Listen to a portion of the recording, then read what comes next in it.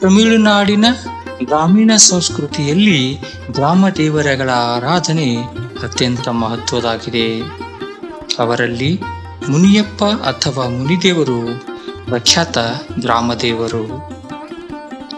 ಒಂದು ಜನಪದ ನಂಬಿಕೆಯ ಪ್ರಕಾರ ಶಿವನ 21 ಅನುಚರರು ಭೂಮಿಗೆ ಬಂದು ತಮಿಳುನಾಡಿನ ಕಾಡಿನ ಅಂಚಿನಲ್ಲಿ ಪವಿತ್ರ ತೋಪುಗಳಲ್ಲಿ ಗ್ರಾಮದ ಹೊರವಲಯಗಳಲ್ಲಿ ನೆಲೆ ನಿಂತರು.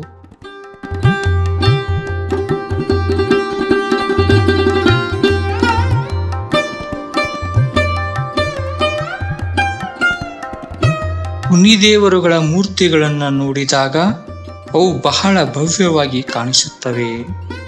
ದೊಡ್ಡ ಕಣ್ಣುಗಳು, ಉದ್ದ ಮೀಸೆ, ತಲೆಯ ಮೇಲೆ ಕಿರೀಟ, ಕೈಯಲ್ಲಿ ಆಯುಧ ಇವು ಸಾಮಾನ್ಯ ಲಕ್ಷಣಗಳು.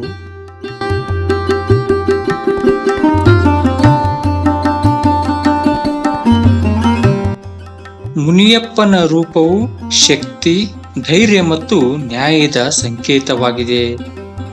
ದುಷ್ಟ ಶಕ್ತಿಗಳನ್ನು ದೂರ ಮಾಡಿ ಗ್ರಾಮವನ್ನು ರಕ್ಷಿಸುತ್ತಾನೆ ಎಂಬುದು ಭಕ್ತರ ನಂಬಿಕೆ.